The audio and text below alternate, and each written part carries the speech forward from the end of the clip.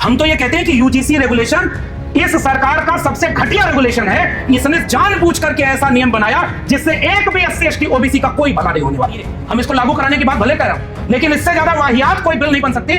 दिखने में उसका नाम है समता समिति, लेकिन इससे किसी का भला नहीं होने वाला था। एक तो प्रधानमंत्री जी जब सनातनी हिंदू हैं तो कब्र क्यों खोद रहे हो? मुझे इस बात से भी पीड़ा है। हिंदू हृदय सम्राट एक यूजीसी बिल आने के बाद तेल नहीं बन गया, इससे ज्यादा और क्या भाई? जातिवाद का इससे नंगा नाच क्या होगा? हम कहना चाह रहे हैं और सख्त बिल बनाओ और साफ बिल बनाओ और उसमें एक बस क्लॉज रखना, जातिगत भेदभाव। बाकी के लिए तुम अलग कमेटी बनाओ, तब जाकर के हम मानेंगे कि तुम भला करना चाह रहे हैं। आप ऐसे इंटरव्यू में आगे जाके कह रहे हैं कि विक्टिमहुड, आप इस शब्द को बयां कर रहे हैं। आपको पता ही नहीं, इस देश के दलितों ने, इस देश के पिछड़ों ने और इस देश के आदिवासियों ने कभी भी अपने खिलाफ भेदभाव पर रोना नहीं रोया। उन्होंने संघर्ष किया है। उस संघर्ष का नाम अगर तथागत बुद्ध है तो उसी संघर्ष से कबीर पैदा हुए, रैदास पैदा हुए, पलटू दादू भीखा बुल्ले शाह पैदा हुए। और कभी देखना, ज्योतिबा फूले जब भी कुर्सी पर बैठी, उनकी तस्वीर है तो पैर पर पैर रख करके बैठी हुई है। उन्होंने कभी बेचारगी से अपनी बात नहीं।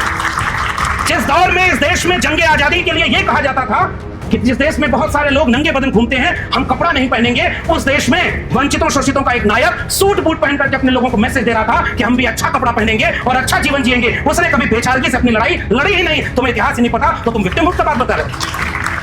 आज इस देश को इंसानियत का पाठ अगर किसी ने पढ़ाया है तो इस बहुजन आंदोलन ने पढ़ाया है, सोशलिस्ट मूवमेंट ने पढ़ाया है और संविधान ने पढ़ाया है। इस बात का एहसान इन्हें मानना चाहिए। अगर यह सामाजिक न्याय की लड़ाई नहीं लड़ी होती तो ये ब्राह्मणवाद जिंदाबाद का नारा जो आज अभी टेस्ट के रूप में लग रहा है, वो कुछ दिन पहले गांव-गांव में लगा करता था। आरएसएस प्रमुख कहते हैं 2000 साल तक हमारे लोगों ने जिनका शोषण किया, उनको 200 साल तक आरक्षण तो देना पड़ेगा। मैं अगर वो पॉडकास्ट में होते तो उनसे एक सवाल पूछना था, किन लोगों ने शोषण किया? कौन है आपके लोग? वही जो आरएसएस प्रमुख बनते हैं। उनमें तो कोई डाइवर्सिटी आज तक नहीं आई। और आप कह रहे हो कि 200 साल तक तो हमें ये करना पड़ेगा, देना पड़ेगा। हम ये जानना चाहते हैं कि तुम देने वाले कौन हो? तुम तो छीनने वाले हो, इसलिए हम तुम्हारे एहसान पर बात करने ही नहीं आए। आरक्षण अगर किसी ने इस देश को दिया तो कोल्हापुर रियासत का एक छत्रपति शिवाजी का वंशज छत्रपति शाहू जी महाराज ने दिया, फूले ने दिया और संविधान बनाकर बाबा साहब अम्बेडकर ने दिया। किसी के एहसान से आरक्षण मिला नहीं है, छीना है आरएसएस और बीजेपी। वाइस चांसलर पूरे देश को ये मैसेज दे रही है कि अगर विश्वविद्यालय में तुम्हें परमानेंट होना है तो पहले शाखा में आना पड़ेगा। यह सबसे बड़ा खतरा इस देश को।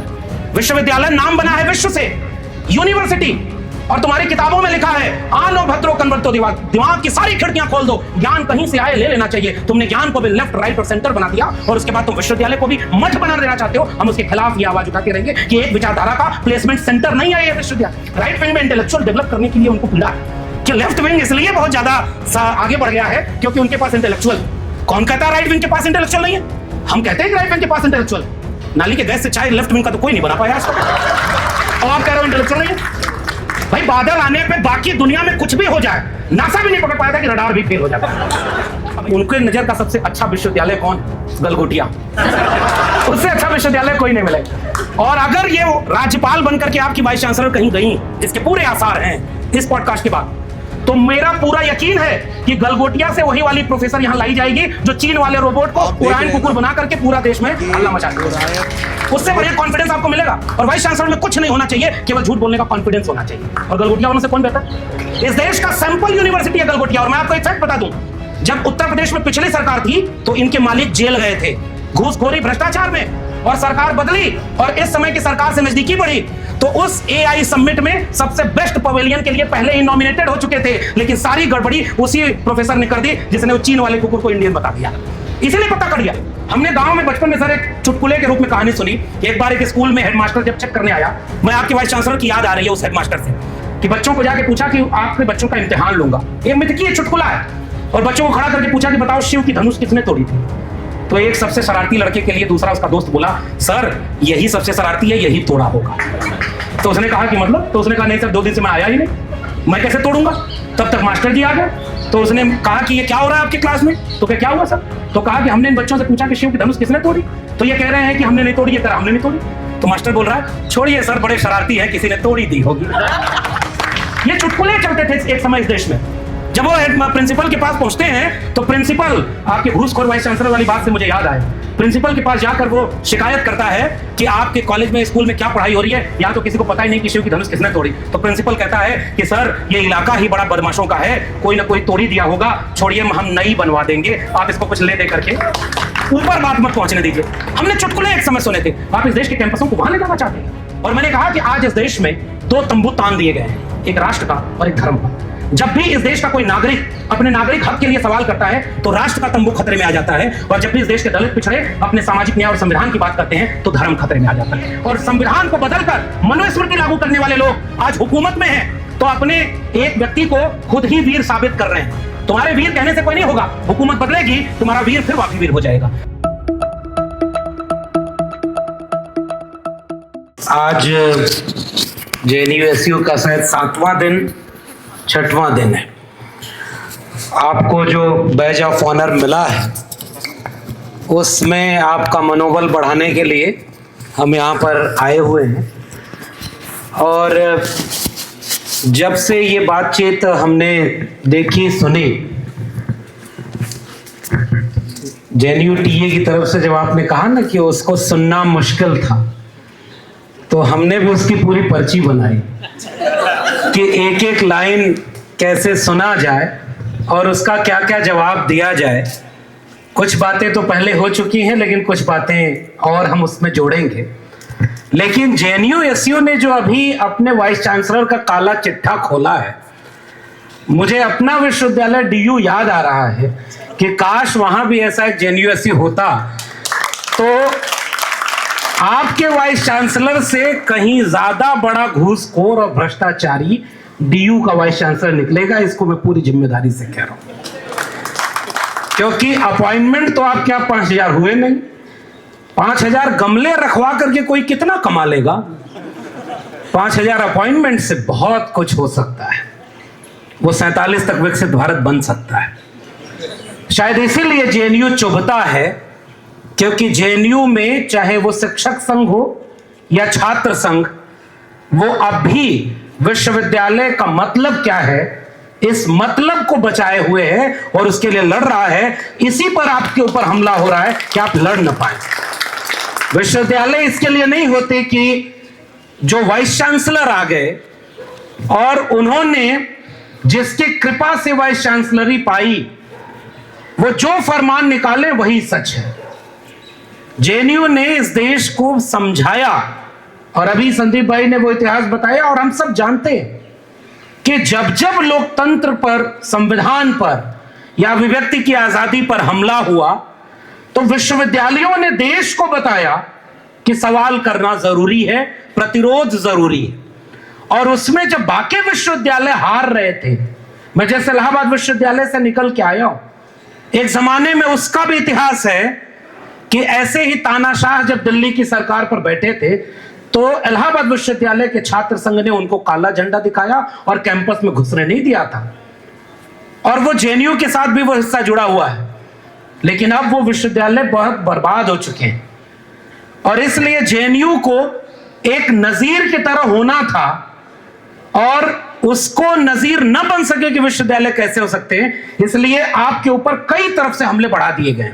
और मेरा मानना है, शुरुआत में ही ये बात मैं अपनी चिंता जाहिर कर रहा हूं कि अगर इस बार इस तरह के हमलों को आप रोक नहीं पाए तो फिर अगली बार तो इसी तरह से विद्यार्थी और शिक्षक को आपके पैरेलल आपके विरोध में खड़ा कर दिया जाएगा। और अभी भी विरोध में वो होंगे, लेकिन अभी वो चुप होंगे। इसलिए बड़ी लड़ाई लड़ने की जरूरत है, और उस बड़ी लड़ाई में हम आपके साथ खड़े हैं, भले ही हम अभी भी DU से बाहर हैं। लड़ने वाले लोगों को यही उनके साथ तमगा जो मिलता है वो तमगा लेकर के खड़े हैं।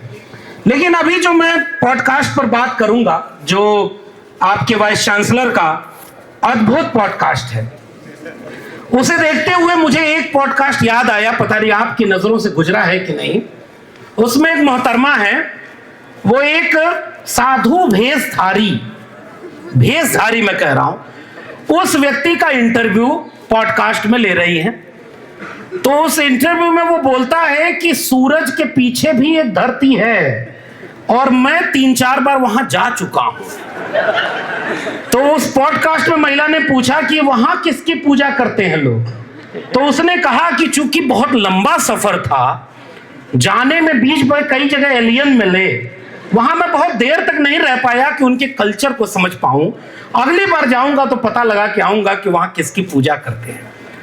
उससे बेहतर पॉडकास्ट तो ये कतई नहीं है। इस बात को मैं पहले ही स्पष्ट कर देना चाहता हूं। उसमें तो फिर भी एक चीज मिल गई है, नासा हो सकता है इस बात को खोजेगा, लेकिन मुझे पूरा यकीन है कि सूरज के पीछे जो दूसरी धरती है वहां भी संस्कृत ही बोली जाती होगी। मेरे ही कॉलेज में एक विद्वान आया था, उसने कहा कि नासा संस्कृत पर शोध कर रहा है क्योंकि अंतरिक्ष में यही चलती है। पता नहीं जेएनयू वाले उस शोध तक पहुंचे कि नहीं पहुंचे। उन्होंने पॉडकास्ट जो शुरू किया तो सबसे शुरुआत में उनकी चिंता क्या थी? टैक्स पेयर के पैसे से सस्ती शिक्षा मिलती है, सुना होगा आपने। और टैक्स पेयर के पैसे की इतनी चिंता देश के किसी विश्वविद्यालय के कुलपति को नहीं है, क्योंकि सबसे सस्ती शिक्षा आपको मिलती है। और उस शिक्षा को पाने के बाद आप सवाल करते हैं। उन्होंने 3-4 बार शुरू में ही टैक्स पेयर का वो दोहराया। इसका एक मैसेज तो ये है कि फीस महंगी करने की पॉलिसी वो बनवा चुके हैं। इसीलिए विकसित भारत शिक्षा अधिष्ठान अधिनियम बन चुका है।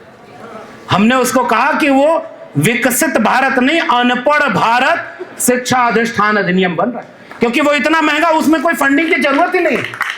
यूजीसी ग्रांट देती थी, वहां कोई ग्रांट नहीं मिलेगी। तो शिक्षा को बेचने के लिए उन्होंने जो काम किया है, और चुनाव के बारे में उन्होंने इसमें बोला है, अगर मैं गलत कहूं तो बताइएगा, उनको इस बात की पीड़ा थी कि एबीवीपी हार गया चुनाव, और लेफ्ट के सारे लोग, उन्होंने तो कहा 17 लोग अलायंस में थे, ऐसा कुछ है क्या? और है ना, उन्होंने बहुत चिंता थी वाइस चांसलर को, हालांकि बहुत तटस्थ और निष्पक्ष हैं, लेकिन उनको इस बात की पीड़ा है कि लेफ्ट यूनिटी बनाकर जीत गया, और उसमें वो पिज्जा खिलाने की भी बात कर रही हैं। सुना आपने? मैं इस बात को देख करके हैरान था। ये सब तो हमारे डीयू में होता है, और जेएनयू में इस तरह से चुनाव हुआ। उन्हें इस बात की बहुत पीड़ा है कि लेफ्ट हार गया, और उसके बाद प्रधानमंत्री जी को बधाई देना शुरू करती हैं। अभी आपने कहा ना कि कमलवत चरणों की बात, मैंने अपनी किताब प्रोफेसर की डायरी में ये बात लिखी। पहले एक समय है, हमारे दिल्ली विश्वविद्यालय में एक वाइस चांसलर हुआ करते थे, तो एक बार वो लॉन में टहल रहे थे, तो कुछ विद्यार्थी गए, जो हम लोग की तरफ एक सामंती सोच में बताया जाता है कि संस्कार यही होता है कि आप पैर छुओ। हमारे यहाँ इलाहाबाद में एक प्रोफेसर था, उसने बताया कि पैर छूने की बात क्यों कही जाती है पता है? क्योंकि पूरे दिन जब शरीर सक्रिय रहता है तो सबसे ज्यादा एनर्जी यही होती है। तो जब कोई व्यक्ति उसे हाथ से छूता है और माथे पे लगाता है तो उसकी एनर्जी उसमें चली जाती है। एआई तब तक इतना डेवलप ही नहीं हुआ था जितना यहाँ एनर्जी ट्रांसफर हो रही थी, और ये आप विश्वविद्यालय में बता रहे हो। मुझे याद आता है, दिल्ली विश्वविद्यालय के कुलपति की याद आती है कि जब उनका पैर छुआ किसी विद्यार्थी ने दौड़ करके, तो उन्होंने उससे रोक कर पूछा कि क्यों पैर छुआ? तो कहे आप गुरु हैं ज्ञान प्राप्त करने के लिए। तो उन्होंने कहा कि लाइब्रेरी देखो वहां है, सारा ज्ञान यहाँ है, यहाँ केवल धूल लगी है जिससे तुम भी गंदे हो जाओगे। हमने उस विश्वविद्यालय के इतिहास को भी सुना कि जब दिल्ली विश्वविद्यालय शिक्षक संघ आंदोलन करता था, तो एक वाइस चांसलर ऐसे थे कि जब वाइस चांसलर वाला काम खत्म हुआ तो आके दरी पर बैठे, तो शिक्षकों ने कहा कि हम आपके खिलाफ आंदोलन कर रहे हैं और आप हमारे साथ आंदोलन में बैठ गए। तो कहे आप हमारे खिलाफ नहीं कर रहे, क्योंकि मैं भी तो शिक्षक हूं, उस कुर्सी के खिलाफ कर रहे हो जिससे आपकी असहमति। तब के वाइस चांसलर को इस बात का फर्क पता था कि उस पद पर हो सकता है कोई दिक्कत हो, लेकिन वो शिक्षकों के साथ खड़ा था। आज वाइस चांसलर को इस बात की पीड़ा है कि दिल्ली, ये आपके जेएनयू में उन्होंने जो अपॉइंटमेंट किए, अभी ठीक कहा जेएनयूएसयू प्रेसिडेंट ने कि उन्होंने ऐसे अपॉइंटमेंट किए हैं जिनकी क्लास लेने के लिए अटेंडेंस कंपलसरी करना पड़ता है। और हमने अपनी किताब में भी एक अपॉइंटमेंट का चर्चा किया है। पॉलिटिकल साइंस के इंटरव्यू में जब इंटरव्यू बोर्ड ने पूछा कि बताओ मार्क्स और लेनिन में क्या अंतर है, तो सामने जवाब है वही 19-20 का। तो वो जब पढ़ाने जाएगा तो क्या करेगा? और तब मैं निकाला नहीं गया था अपने कॉलेज से, हमारे प्रिंसिपल को जाकर के एक प्रोफेसर ने बोला, उन्होंने कहा कि क्लास क्यों नहीं लेते? तो कहे कि पैसा दे करके नौकरी पाए हैं, क्लास भी लेंगे क्या? अगर मैं गलत कर रहा हूं तो मेरे ऊपर भी तो मुकदमा करो ताकि जांच तो हो। हम जेल जाने को तैयार हैं, लेकिन जरा अपॉइंटमेंट तुमने जो किया उसकी जांच करा लो, हम यहां तुमसे कहने आए। कितनों ने घर खरीदे, कितनों ने फ्लैट खरीदा, और कितनों ने अपने बेटे बेटियों को वहां पर अपॉइंटमेंट दिलवा दिया। ये सारे लोग जब भी ऐसा पॉडकास्ट देंगे, ऐसा एक घटिया लेक्चर देंगे जिसमें संस्कृति और मर्यादा का पाठ पढ़ाया जाएगा। अभी तो हमारे जेनुटा के साथी ने वो बात बोल दी, मैंने नोट किया था सर। एक ही वाक्य में बोला गया, मुझसे ज्यादा डेमोक्रेटिक कोई नहीं हो सकता। और वो वाक्य जहां खत्म हो रहा था वहां वो कह रही हैं कि मैं जब फैसला लेती हूं तो किसी की भी नहीं सुनती। यही है आयरनी इस देश की। इस समय चाहे वाइस चांसलर हो, चाहे देश का प्रधानमंत्री हो, ऐसे ही अंतर्विरोधों से देश चल रहा है। सबका साथ, सबका विकास, और इसके बाद पॉलिसी हिंदू हृदय सम्राट। एक यूजीसी बिल आने के बाद तेल ही बन गया। इससे ज्यादा और क्या आप सुनेंगे? भाई जातिवाद का इससे नंगा नाच क्या होगा? और आप आज तक आहत नहीं हुए, जो हर बात पे आहत हो जाते थे कि प्रधानमंत्री का विरोध देश का विरोध हो सकता है। और प्रधानमंत्री को जाति की गाली देना, किसको गाली देना है? और तो और आपके यहां तो नारे को बदनाम करते हैं। वाइस चांसलर को भी आपकी चिंता है कि 10 साल जेएनयू की इमेज ठीक नहीं थी बाहर, कि नारे बड़े अजीब लगते थे। नारे लगाने वाले कौन जेल में पता नहीं, लेकिन प्रधानमंत्री की कब्र खोदने का नारा लगा और कोई जेल में नहीं है। मेरी भावना इस बात से आहत हुई है और मैं अपने प्रधानमंत्री के साथ खड़ा हूं। एक तो प्रधानमंत्री जी जब सनातनी हिंदू हैं तो कब्र क्यों खोद रहे हो? मुझे तो इस बात से भी पीड़ा है। लेकिन खैर, लौटते हैं उस पॉडकास्ट पर जो हिस्टोरिकल है। और आने वाले दिनों में अगर जेएनयू बचा रहा तो एक सेंटर तो ऐसा जरूर खोलना कि ऐसे पॉडकास्ट का भी एक बार थीसिस बनकर कोई इसका एक्सप्लेन करे कि इसका मतलब क्या है। सुनिए आगे वो क्या कहते हैं। राइट विंग में इंटेलेक्चुअल डेवलप करने के लिए उनको पीड़ा है कि लेफ्ट विंग इसलिए बहुत ज्यादा आगे बढ़ गया है क्योंकि उनके पास इंटेलेक्चुअल। कौन कहता है राइट विंग के पास इंटेलेक्चुअल नहीं है? हम कहते हैं कि राइट विंग के पास इंटेलेक्चुअल है। नाली के गैस से चाय लेफ्ट विंग का तो कोई नहीं बना पाया आज तक, और आप कह रहे हो इंटेलेक्चुअल नहीं है? भाई बादल आने पे बाकी दुनिया में कुछ भी हो जाए, नासा भी नहीं पकड़ पाया था कि रडार भी फेल हो जाता। अब भाई इंटेलेक्चुअल की पीड़ा उनको है। वो अपने पॉडकास्ट में आगे कहती हैं, वो चिंता अभी जेएनयू प्रेसिडेंट ने कह दिया। मैं तो देखिए हिंदी का विद्यार्थी हूं, प्रोफेसर तो अब रहा नहीं। प्रोफेसर तो हमारे यहाँ ऐसे ऐसे हैं कि वो सब भी कैसे प्रोफेसर, आप डीयू में जाकर पूछ लिए। एक जेएनयू एक नारा क्या लगा दिया ब्राह्मणवाद का। जितेंद्र मीणा के कॉलेज में घुस करके ब्राह्मणवाद जिंदाबाद और जितेंद्र मीणा मुर्दाबाद का नारा लगा रहे थे। ये हाल।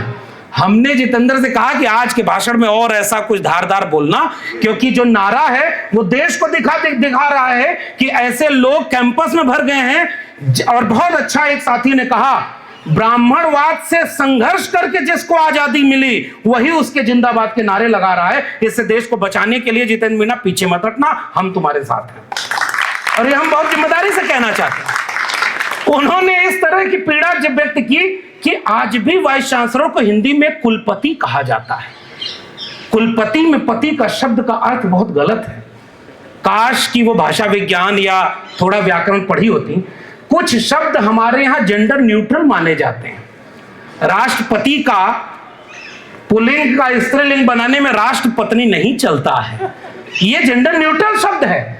और आपको लगा कि नहीं कुलपति नहीं चलेगा तो कुल गुरु चलेगा, तो गुरु भी तो पुल्लिंग शब्द है।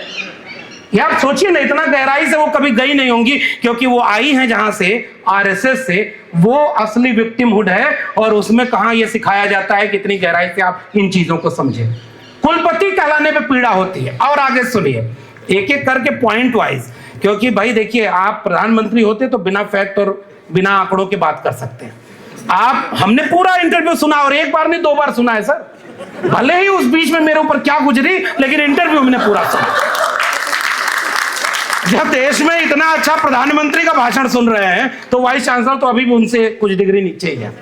भाई हम तो ये कह रहे हैं ना कि आपने उसमें क्या कहा, आरएसएस ने कल्चरल प्राइड दिया है। उन्होंने अपने इस बातचीत में कहा, किसको दिया है? किसको दिया है कल्चरल प्राइड? आप ऐसे इंटरव्यू में आगे जाके कह रहे हैं कि विक्टिमहुड, आप इस शब्द को बयां कर रहे हैं। आपको पता ही नहीं हम जिस जगह पे खड़े हैं यहां पीछे पोस्टर लगा हुआ है बापसा का, और वहां पर जिसकी तस्वीर लगी है कि स्तन ढकने के लिए भी मनाही थी। कोई जाकर रोया नहीं, उसने विद्रोह किया था ताकि उनके भी तन पर लिबास आए, और तुम उन्हें शर्मिंदा करते हो। इस बात की हम कड़ी मजम्मत यहां से करना चाहते हैं। इस देश के दलितों ने, इस देश के पिछड़ों ने और इस देश के आदिवासियों ने कभी भी अपने खिलाफ भेदभाव पर रोना नहीं रोया। उन्होंने संघर्ष किया है। उस संघर्ष का नाम अगर तथागत बुद्ध है तो उसी संघर्ष से कबीर पैदा हुए, रैदास पैदा हुए, पलटू दादू भीखा बुल्ले शाह पैदा हुए। और कभी देखना ज्योतिबा फूले जब भी कुर्सी पर बैठी, उनकी तस्वीर है तो पैर पर पैर रख करके बैठी हुई है। उन्होंने कभी बेचारगी से अपनी बात नहीं की।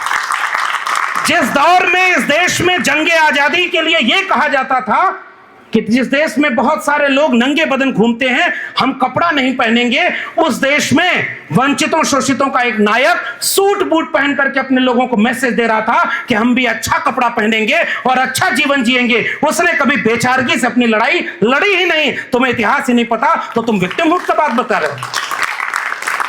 तो आपने पढ़ा ही नहीं इस चीज को, और इसलिए आप ये कहते हो कि रोना रोते हैं। कौन रोना रोया आपके सामने? किसने जाकर के वहां पर आपसे कहा कि आप हमें कुछ दे दो? आज इस देश को इंसानियत का पाठ अगर किसी ने पढ़ाया है तो इस बहुजन आंदोलन ने पढ़ाया है, सोशलिस्ट मूवमेंट ने पढ़ाया है और संविधान ने पढ़ाया है। इस बात का एहसान इन्हें मानना चाहिए।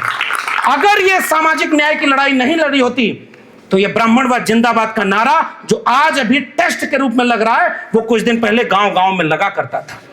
उससे तो आपके इस देश को बराबरी का देश बनाया है, और इसलिए आप उसको चप्पल पहनकर चलने नहीं देते थे, साइकिल पर बैठकर जाने नहीं देते थे, तालाब में पानी जानवर पी सकता था उसके लिए महान आंदोलन किया। और तुम्हारे फैक्ट्री से जो प्रोडक्ट निकलता है वो यूट्यूबर बनकर के भीड़ में घुस करके कहता है आपको भी पानी नहीं मिला, आपको भी पानी नहीं मिला तो जिंदा कैसे हो। ये है तुम्हारा प्रोडक्ट जिसे पता ही नहीं। वो खुद महिला है तो कल कोई महिलाओं के लिए जो जितने कानून बने हैं वो सारे लोग कहने लगे आप कैसे शोषित पीड़ित नहीं हुई। ये तो अपमान करना हुआ। और इस फैक्ट्री ने यही प्रोडक्ट पैदा किए, और इसलिए वो विक्टिमहुड की बात कर रहे हैं कि रोना रोया। ब्लैक्स की बात करते हो, ब्लैक्स ने भी रोना रोया क्या? अमेरिका क्या इतिहास भी नहीं पता, और गुलामगिरी ज्योतिबा फूले की पढ़नी चाहिए। उन्होंने भी उसमें ब्लैक्स को याद किया, और उससे ज्यादा समर्पित किसने किया? व्हाइट्स को। कि जब ब्लैक्स वहां आंदोलन कर रहे थे तो वहां के व्हाइट्स ये नहीं कह रहे थे कि हम तो थोड़ा ही शोषण कर रहे हैं, हमारे खिलाफ क्यों आप नारा लगा रहे हैं, आप ब्राह्मणवाद क्यों कह रहे हैं। अभी मैंने कुछ दिन पहले कोविड आया था, आप गूगल करके देखिएगा, घुटना दबा करके जिस ब्लैक को एक पुलिस वाले ने मारा था, पूरे अमेरिका में आंदोलन हुआ। और उस समय की गूगल की तस्वीर आपके सामने होगी। घुटने पर बैठ करके व्हाइट्स ने अपने पुरखों की गलती की माफी मांगी थी। इस देश के ब्राह्मणवादियों ने आज तक ऐसी कोई गलती नहीं मानी, इसलिए इस देश में जातिवाद खत्म नहीं हुआ। जहां बीमारी थी वहां इलाज ही नहीं हुआ, और आज आप जिन लोगों ने इलाज किया आप उनको कहते हो कि बीमारी बढ़ाने वाले। आज भी डॉक्टर अंबेडकर को इन्होंने कबूल नहीं किया, और इसी इंटरव्यू में उनको सावरकर की याद आती है। हालांकि बहुत इंटेलेक्चुअल ढंग से वो देना चाह रही थी। वो सावरकर और आरएसएस में भी अंतर बता रही थी। अगर आपने सुना होगा तो देखा होगा कि वो नॉनवेज खाते थे कि नहीं पता नहीं, मैं इस पर कोई टिप्पणी नहीं करूंगा, भावना हाथ हो जाए तो। क्या खाते थे? अच्छा, मैं नहीं जानता, ये आप लोग बोल रहे हैं। उन्होंने कहा कि वो शाखा नहीं गए, और ये वाइस चांसलर को पता ही नहीं। उनकी एक कामयाबी उन्होंने नहीं बताई कि वो कुछ भी नहीं किए हों, लेकिन माफी मांगने के पहले बुलबुल पर बैठकर पूरा भारत घुमा करते। अगर जेएनयू को आप नहीं बचा पाओगे तो वही बुलबुल वाला चैप्टर अगली बार सिलेबस में ऐड हो जाएगा। एक मगरमच्छ तालाब से निकाल के ले आने वाला और एक बुलबुल पर बैठकर पूरा भारत घूमने वाला। इसलिए जेएनयू पर हमला हो रहा है क्योंकि एकेडमिक सेंस खत्म कर दिया जाए। आप इसलिए इस पर क्या क्या कह रहे हो? आरएसएस ने कल्चरल प्राइड दिया, बंगाल, पंजाब और महाराष्ट्र को याद करती है, सुना होगा आपने। और हम कह रहे हैं महाराष्ट्र को जब याद कर रही थी तो उनको फूले नजर नहीं आए। खुद कहां से है? उनका नाम है शांतिश्री। मैं उस पर कोई टिप्पणी नहीं करूंगा, नाम तो बहुत अच्छा हो सकता है, लेकिन तमिलनाडु से हैं, उन्हें पेरियार नजर नहीं आए। और पेरियार के राज्य से आने वाले विक्टिमहुड की बात करते हैं, जिन्हें पेरियार के बारे में पता नहीं है कि उन्होंने किस तरह से वहां लड़ाई लड़ी थी। और दक्षिण में आज एक हमारे प्रोफेसर हैं, उन्होंने कहा कि ये यूजीसी बिल जब आया तो उत्तर भारत में बहुत विरोध हुआ, दक्षिण में नहीं हुआ। क्यों? तो हमने कहा आपने बहुत सारा काम पहले कर लिया, उत्तर भारत में नहीं हो पाया। अभी उत्तर भारत में इसलिए नहीं हो पाया, वहां तो अलग तरह का है। तमिलनाडु में ईडब्ल्यूएस आरक्षण भी 10% लागू नहीं हुआ है, क्योंकि उन्होंने पूछा कि तुम्हारी आबादी कितनी, पहले ये बताओ तब हम आरक्षण देंगे। आपको वहां विक्टिमहुड क्यों नहीं नजर आया, ये हम आपसे सवाल पूछना चाहते हैं। उन्होंने लाल बाल पाल का जिक्र किया कि आरएसएस के लोग किसी से भेदभाव नहीं करते। हाय, मतलब ये जो पता ही नहीं था, बहुत सारे आरएसएस वालों को भी नहीं पता होगा जो इनको पता है। उन्होंने अपने इंटरव्यू में बोला कि सबसे अच्छी बात मुझे आरएसएस की लगी कि वो किसी से भेदभाव नहीं करते। दूसरा, वो सामाजिक काम बहुत ज्यादा करते हैं। आप कह रहे थे ना कि सड़क पर उतरकर विद्रोह क्यों नहीं किया, उनको जरूरत ही नहीं पड़ी। अगर ज्यादा विद्रोह तेज होगा तो एक काम करने में महारत है, माफी मांग लेंगे। विद्रोह क्यों करेंगे? 100 साल बाद जब हम और आप यहां बात कर रहे हैं, लखनऊ विश्वविद्यालय में संघ प्रमुख का कार्यक्रम, और वहां छात्र संघ के छात्र आंदोलन के लोग जब विरोध कर रहे हैं तो पुलिस उनको उठाकर ले जा रही है। सामाजिक कार्यक्रम कर रहे हैं, तो सामाजिक कार्यक्रम में यूजीसी का समर्थन कर दिया, पता कि नहीं? अच्छा, ये मेरे समझ नहीं आता कि देश चला कौन रहा है। जिल्ले इलाही कहते हैं कि इस देश में कोई जाति है ही नहीं, केवल गरीब और अमीर है। और आरएसएस प्रमुख कहते हैं 2000 साल तक हमारे लोगों ने जिनका शोषण किया, उनको 200 साल तक आरक्षण तो देना पड़ेगा। मैं अगर वो पॉडकास्ट में होते तो उनसे एक सवाल पूछना था, किन लोगों ने शोषण किया? कौन है आपके लोग? वही जो आरएसएस प्रमुख बनते हैं। उनमें तो कोई डाइवर्सिटी आज तक नहीं आई। और आप कह रहे हो कि 200 साल तक तो हमें ये कहना पड़ेगा, देना पड़ेगा। हम ये जानना चाहते हैं कि तुम देने वाले कौन हो? तुम तो छीनने वाले हो, इसलिए हम तुम्हारे एहसान पर बात करने ही नहीं आए। और उन्होंने कहा कि आरक्षण देना पड़ेगा, देने वाले नहीं। आरक्षण अगर किसी ने इस देश को दिया तो कोल्हापुर रियासत का एक छत्रपति शिवाजी का वंशज छत्रपति शाहू जी महाराज ने दिया, फूले ने दिया, और संविधान बनाकर बाबा साहब अंबेडकर ने दिया। किसी के एहसान से आरक्षण मिला नहीं है, छीना है आरएसएस और बीजेपी ने। और इसलिए ये जो बात कह रहे थे कि ये जो शाखा लगाते हैं उनमें सब साथ में जाते हैं, तब मैं गूगल करने बैठ गया कि जेएनयू की शाखा में कौन जा रहा है। यहां का कोई प्रोफेसर तो उसमें दिखा नहीं। तो वहां पता चला, एक व्यक्ति ने, सर बहुत ऑथेंटिक सोर्स से बता रहा हूं, उसने कहा जेएनयू में शाखा इसलिए लग रही है कि पहले एडमिशन नहीं, पहले शाखा में एडमिशन लो तब पीएचडी में एडमिशन होगा। पहले शाखा में एडमिशन लो तब जाकर के अपॉइंटमेंट होगा। वाइस चांसलर पूरे देश को यह मैसेज दे रही है कि अगर विश्वविद्यालय में तुम्हें परमानेंट होना है तो पहले शाखा में आना पड़ेगा। यह सबसे बड़ा खतरा इस देश को है। विश्वविद्यालय नाम बना है विश्व से, यूनिवर्सिटी, और तुम्हारी किताबों में लिखा है आनो भद्रो कन्वर्तो दिमाग की सारी खिड़कियां खोल दो, ज्ञान कहीं से आए ले लेना चाहिए। तुमने ज्ञान को भी लेफ्ट, राइट और सेंटर बना दिया, और उसके बाद तुम विश्वविद्यालय को भी मठ बना देना चाहते हो। हम उसके खिलाफ ये आवाज उठाते रहेंगे कि एक विचारधारा का प्लेसमेंट सेंटर नहीं है ये विश्वविद्यालय, ये सबके लिए होते हैं। और इसलिए जेएनयू के ऊपर हमला किया जा रहा है। जो ये शाखाएं पूरे देश में चल रही, दिल्ली विश्वविद्यालय, जितेंद्र मीणा आप बताइएगा जरूर, थोड़ा जोखिम उठाकर, हिंदू अध्ययन केंद्र खुला तो हवन किया था वीसी ने कि नहीं किया था? और आप सोच के बताना, इस देश में नमाज पढ़ने के नाम पर एक कैंपस में विद्यार्थियों के ऊपर कार्रवाई हुई है कि नहीं? इसलिए आप जब बांट रहे हो, एक तो धर्म को अगर कैंपस में ले आओगे तो एक धर्म को क्यों ले आओगे? और हमने इसी बात को पूछा कि शाखा जब आपके यहां चली गई तो आप क्या चाहते थे, और उनके नजर का सबसे अच्छा विश्वविद्यालय कौन है? गलगोटिया। उससे अच्छा विश्वविद्यालय कोई नहीं मिलेगा। और अगर ये राज्यपाल बनकर के आपकी वाइस चांसलर कहीं गई, जिसके पूरे आसार हैं इस पॉडकास्ट के बाद, तो मेरा पूरा यकीन है कि गलगोटिया से वही वाली प्रोफेसर यहां लाई जाएगी जो चीन वाले रोबोट को ओरायन कुकुर बना करके पूरा देश में हल्ला मचा देगी। उससे बढ़िया कॉन्फिडेंस आपको मिलेगा। और वाइस चांसलर में कुछ नहीं होना चाहिए, केवल झूठ बोलने का कॉन्फिडेंस होना चाहिए। और गलगोटिया वालों से कौन बेहतर? अच्छा, उन्होंने ट्रेनिंग कहां से ली कि चीन का जो वहां का रोबोट है उसका भारत में नाम बदल करके कहा जाए मीट टू ओरायन।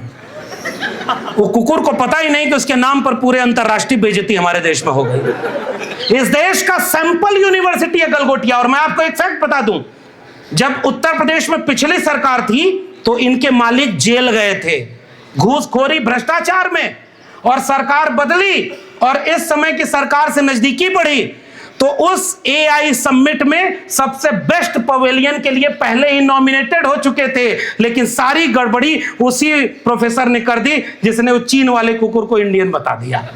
इसीलिए पता कट गया।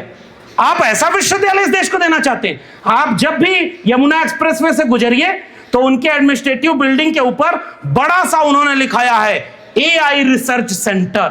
कितना करोड़ रुपया खर्च करते हैं। नेहरू प्लेस में ऐसे ही मिल जा रहा था।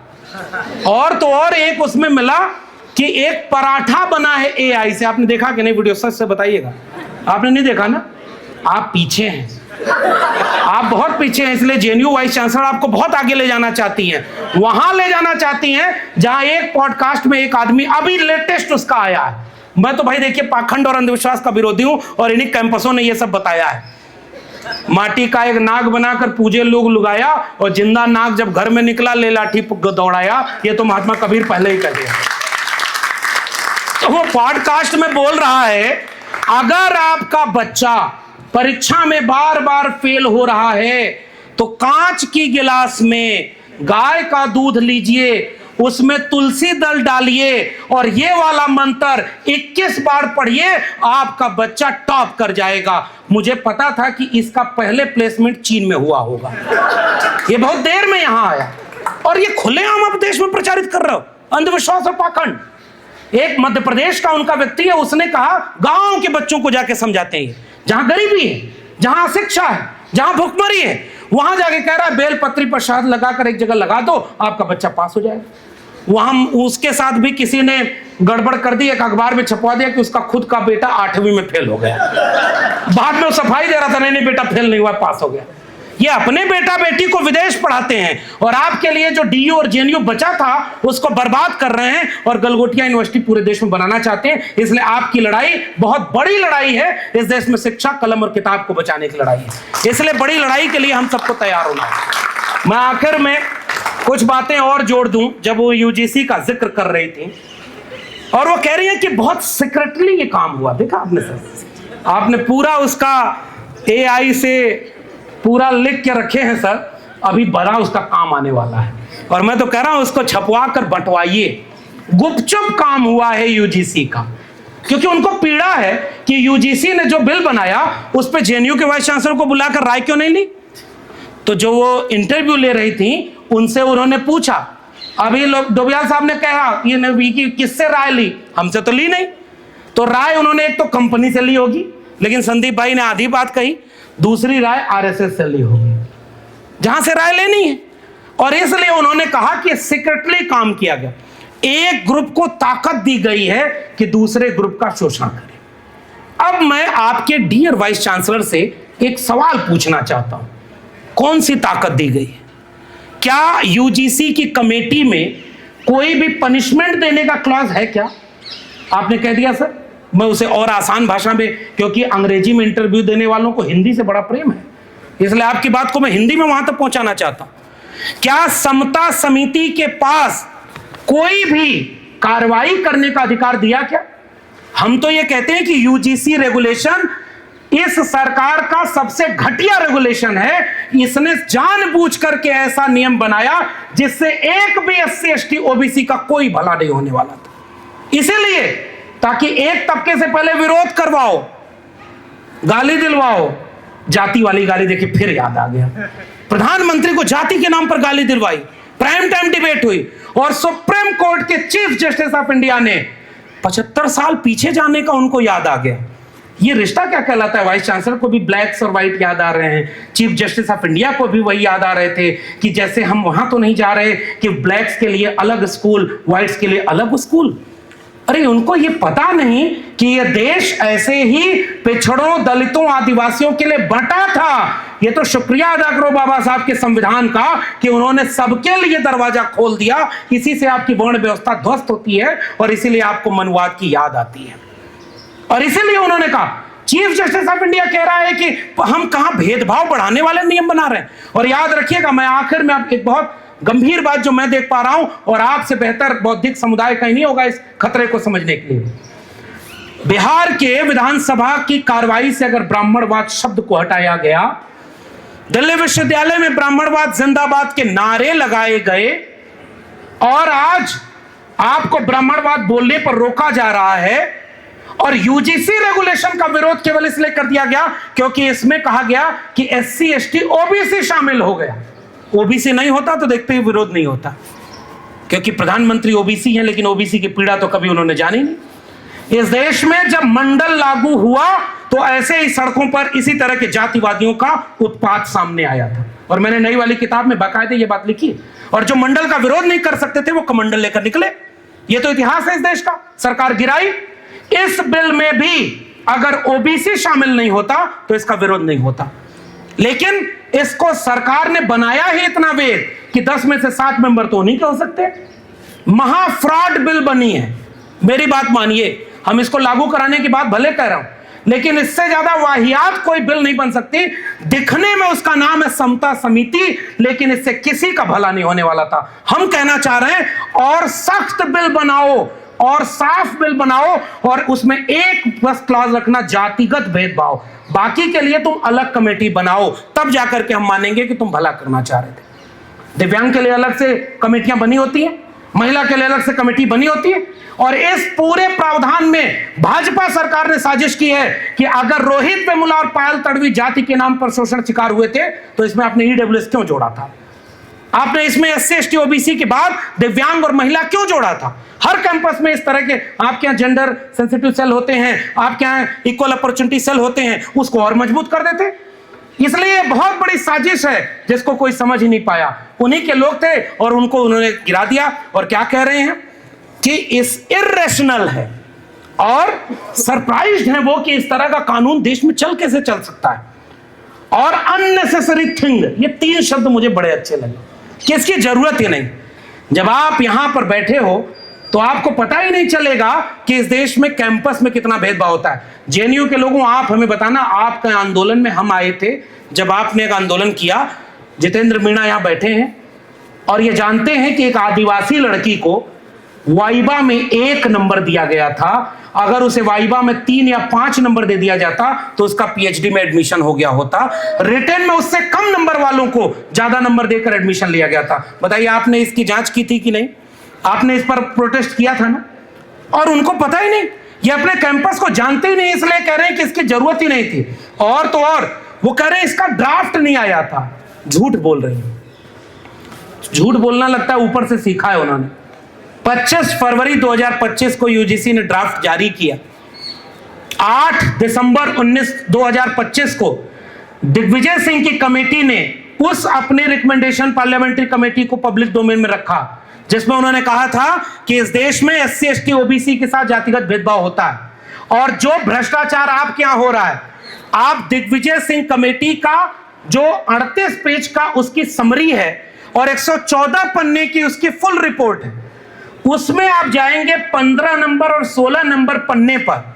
इस पार्लियामेंट्री कमेटी ने बताया है औसतन 5 लाख से 10 लाख रुपए में बीए की डिग्री अशोका, गलगोटिया और ये सारी यूनिवर्सिटी दे रही है।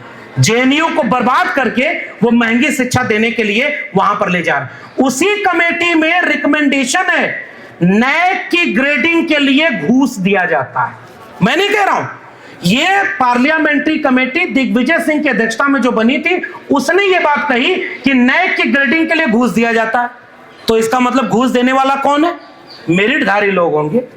उनकी मेरिट पर हमें कोई शंका नहीं। इसलिए जो ये उन्होंने कहा, इस बात को यहां पर समझना होगा। उन्होंने अपने पॉडकास्ट में एक शब्द प्रयोग किया, इंटेलेक्चुअल टेररिज्म।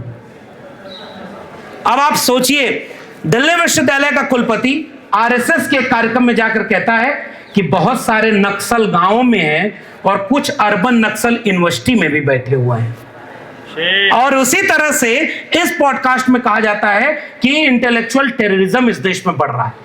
जो सोचेगा, जो समझेगा, जो सवाल करेगा, जो आरएसएस से बिना डरे सवाल करेगा, वो उनकी नजर में टेररिस्ट है। क्या आप ये कहना चाहते हैं? और इसलिए आप इसका विरोध करना चाह रहे हैं।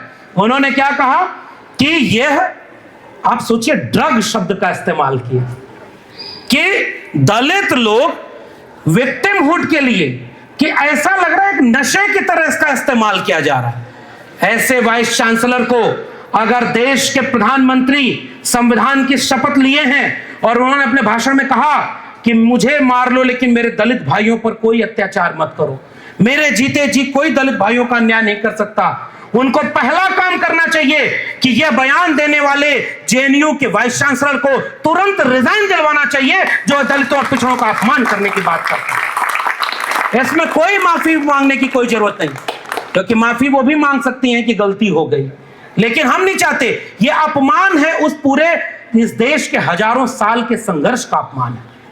इस देश में जिस समाजवादी और सामाजिक न्याय के आंदोलन में स्वाभिमान आंदोलन और आत्मसम्मान आंदोलन चला था, महात्मा ज्योतिबा फूले के आंदोलन को हम आत्मसम्मान आंदोलन कहते हैं। पेरियार के आंदोलन का नाम है स्वाभिमान आंदोलन।